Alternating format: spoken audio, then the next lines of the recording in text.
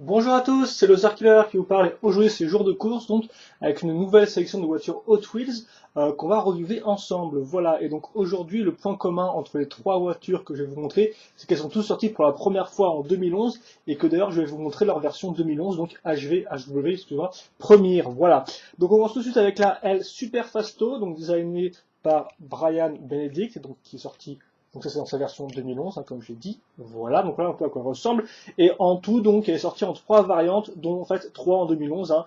Il existe donc cette version-là, une bleu clair, bleu foncé, et une orange foncé. Voilà, avec aussi les couleurs ici et en bas qui changent selon la variante que vous pouvez donc avoir. Mais là, j'ai la version bleu foncé avec du, comme vous pouvez le voir, si je tourne un peu, du transparent gris foncé ou trans smoke et une base blanche. Donc, on notre les imprimer comme ça, elle est super fasto, écrit dans son sac une espèce de flamme un peu spécial hein, pour donner un peu d'aérodynamisme, même si le modèle est quand même assez aérodynamique, en plus d'être assez étrange au niveau de ses formes, hein, comme vous pouvez le voir. Il n'y a pas vraiment de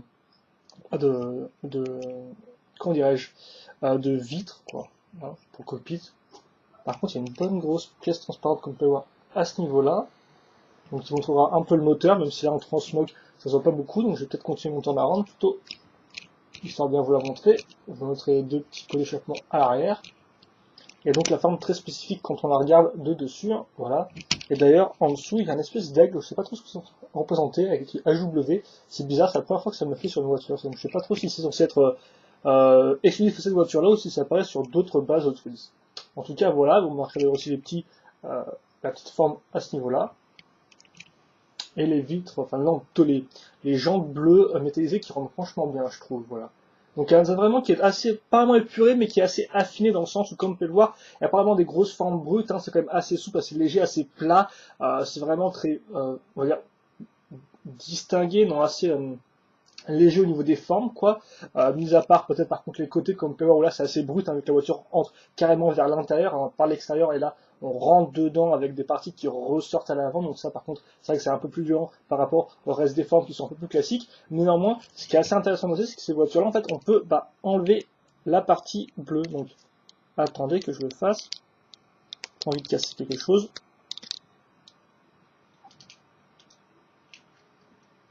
Voilà. Donc voilà, on peut enlever la voiture et là on a totalement la partie transparente qui ressort comme vous pouvez voir. Et donc ça passe voir l'intérieur avec un espèce de siège, ou deux sièges, c'est un peu spécial. Hein. Il n'y a pas trop de... S'il y a une espèce de petit point de contrôle au fond, c'est un peu spécial. À ce niveau-là, quoique attendez. Non, je crois qu'il n'y a même pas de volant, donc j'ai juste une espèce de siège bizarre. Donc voilà, c'est assez intéressant, ça rappellera un peu la Cloak and Dagger. Elle rend aussi assez bien comme ça d'ailleurs, je tiens à dire, hein, juste avec la pièce transparente. Donc voilà, ça c'était la L Super Fasto, donc je vais essayer de la remettre sans casser quoi que ce soit, comme ceci. Et donc voilà, L Super Fasto, dans cette variation-là, elle est sortie aussi en deux autres variantes de couleurs la même année, si vous voulez tout savoir, mais par contre elle n'est pas ressortie en 2012 visiblement, ou tout du moins, je ne sais pas pour l'instant.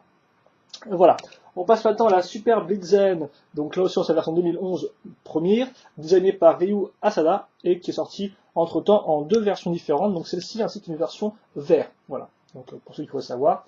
Donc comme vous pouvez le voir de profil, elle rend pas super bien, je trouve, c'est vraiment très bloc, mais au final les formes commencent un peu à s'affiner quand on la tourne, comme vous pouvez le voir. Donc elle reste quand même assez compacte dans le sens où cette partie-là est vraiment très longue en fait. Hein, c'est vraiment une partie de la hauteur qui est très longue, c'est pas on va dire, on n'a pas la vitre qui monte, passe tout droit et redescend. Comme vous pouvez voir là, elle monte, elle reste tout droit, elle s'affine un tout petit peu vers la fin, mais franchement, c'est vraiment minime, ce qui fait qu'on a vraiment l'impression d'avoir une espèce de bloc en fait en face des yeux. Néanmoins, elle a ce petit look un peu compact, un peu rentre dedans, et je pense que ça aussi c'est dû aux vitres, hein, qui, comme vous pouvez voir, sont quasi, elles sont très grandes en fait en longueur. Hein. Il n'y a quasi pas d'espace pour les séparer les deux. Hein, on voit un peu la partie sur le plastique pour montrer qu'il y a une vitre arrière et une vitre avant, enfin, la portière plutôt. Mais c'est vrai qu'effectivement, vu que la vitre part tellement en arrière, on a un peu quand même l'aspect aérodynamique qui contraste avec cette espèce d'aspect un peu bloc, un peu compact. Hein. Donc de voiture un peu de course. Je dirais que c'est du GT, en fait, de voiture de course, mais je peux me tromper. Et donc les différentes bien sûr imprimés et couleurs assez sobres et sommaires, j'ai envie de dire, hein, avec la petite ligne au-dessus à ce niveau-là, et bien sûr R Asada pour Ryu Asada, hein, qui bien sûr là, est utilisé entre une espèce de logo de marque factice. Hein. Par les deux petits pots d'échappement à l'arrière, et l'aileron bien évidemment hein, qui est assez, on va dire, essentiel pour ce type de véhicule-là, un aileron d'ailleurs qui est assez remonté comme vous pouvez le voir par rapport au reste du véhicule. On dirait vraiment qu'ils l'ont rajouté après, ça fait vraiment un espèce d'ajout un peu spécial qu'on fait, il ressort vraiment bien, c'est ce que je veux dire. Et donc oui, les vitres aussi qui sont quand même assez foncées comme vous pouvez le voir, un peu dans une teinte marron, orange, rouge, est-ce que je me trompe? Ouais, un peu rouge, un rouge foncé, hein, une espèce de rouge assez rouge-marron, assez spécial. Et donc là, la voiture, c'est qu'on parle, est assez vicieux hein, avec l'espèce de forme qui remonte à ce niveau-là. Et là, surtout les formes au niveau des vitres, enfin des feux plutôt, des phares, qui sont, comme vous pouvez voir, assez courbés avec cette espèce de forme qui repart à l'avant. Donc voilà, pas non plus un véhicule qui est trop mou, hein, il a quand même des formes bien délimitées, bien spécifiques. On a aussi une bonne tranche au niveau de la roue avant, avec des petites lignes, comme vous pouvez voir, aussi bien ici qu'à l'arrière. Donc franchement, on a un véhicule qui rend assez bien. Il est un peu compact de côté, comme vous pouvez voir, il rend peut-être pas super aérodynamique, mais néanmoins, avec l'espèce de grandes vitres et avec les formes un peu plus franches, un peu plus droites, comme j'ai noté ici et là, ainsi qu'à l'avant du véhicule, ça fait qu'on a un véhicule au final qui a tout de même une impression de vitesse. Quand on peut l'imaginer aller très vite, et ça sort un peu de l'aspect compact dont je vous parlais tout à l'heure. Donc non, franchement, un bon véhicule, et je sais pas trop si j'ai fait un temps d'arrêt parfait au final, donc souvent des fois je parle de trucs et je vous montre autre chose, c'est un peu spécial, donc hop, comme ceci. Elle rend vraiment chouette, je trouve. Donc ça c'était la Super Blitzel, maintenant on passe enfin à la Twin Duction, là encore dans sa version 2011 première.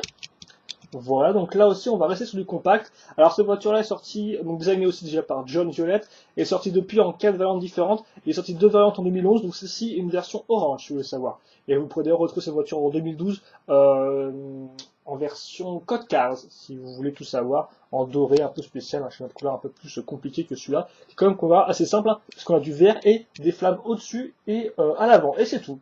Donc ça reste quand même très basique, mais néanmoins, on remarquera que ces espèces de gros aplats de couleurs rendent très bien. Déjà, si on peut le voir par exemple avec le côté, le profil, on a du vert, une ligne chromée et du noir pour la base. Et c'est super efficace avec aussi des jantes argentées.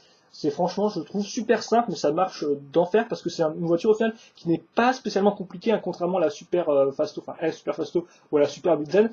Elle n'a pas non plus des formes qui partent dans tous les sens, comme vous pouvez le voir. Hein. Elle a vraiment une forme bien spécifique et au final, il n'y a pas trop de courbes qui rentrent dedans. C'est vraiment une voiture, on va dire, un peu compacte, une muscle car compacte, avec, comme par bien sûr, un gros moteur qui ressort à l'avant. Hein. D'ailleurs, vous pouvez voir les parties un peu argentées, ainsi que l'espèce de tuyaux qui font un peu une forme en S, qui est un peu spéciale, comme vous pouvez le voir, voilà. Et d'ailleurs, vous voyez encore plus quand vous regardez comme ça, vraiment une grosse partie à ce niveau-là. Les phares, d'ailleurs, qui sont peints, si je dis pas de bêtises, oui, ils sont peints. Enfin, imprimés plutôt, hein, voilà, comme ça, donc avec une forme encore un peu vicieuse à l'avant du véhicule. Continuer l'obtenir la rendre. Les vitres sont smoke, enfin sont un peu gris foncé comme vous pouvez le voir, un peu beaucoup même plutôt. Et bon, franchement, les parties sur le côté qui ressortent d'ailleurs avec l'espèce de petite partie de l'aération, je suppose, rendent vraiment bien, je trouve. Aussi bien du chemin de couleur que de la forme. Partie pour l'essence à ce niveau-là. Bon, par contre, à l'arrière, les phares ne sont pas peints. Et donc la vitre aussi à l'arrière qui est assez minime, comme vous pouvez le voir, assez petite, tout comme les vitres sur les côtés. Et donc c'est la Twin Duction, je pense pas que j'en parle plus longtemps parce que pour moi c'est juste une voiture qui est quand même, comme vous pouvez voir, qui est efficace, hein. Elle marche vraiment bien. Et d'ailleurs sous plusieurs angles, hein, parce que comme on a pu voir par exemple avec la Super Bitzen, de profil elle rendait pas génial sur moi, mais là par contre cette voiture vraiment elle est assez efficace, aussi bien de profil que de 3/4. Elle est vraiment dynamique malgré son aspect compact, elle fait vraiment petite voiture un peu énervée, voilà, dans ce sens-là, un peu avec un moteur énorme qui est mis dessus et qui est prêt à faire exploser la voiture à la moindre, au moindre truc qui déconne. Enfin non, franchement elle rend très bien comme ça, je trouve, cette voiture-là. Voilà. Elle est simple mais efficace. Mais après, peut-être que sa simplicité ne conviendra pas à tout le monde. Et donc, je pense que ça ferait tout pour cette vidéo. Voilà. Je vais prendre un bouquin et je vais vous montrer les 3 modèles que vous présente aujourd'hui. Et je vous rappelle, le point commun de ces voitures, c'est que je vous ai présenté en fait leur version première, donc leur toute première version, sortie toute en 2011. Voilà. Donc comme ça, vous savez. Alors attendez, est-ce que je vais encore devoir pousser ça en arrière? Oui, je dois pousser ça en arrière.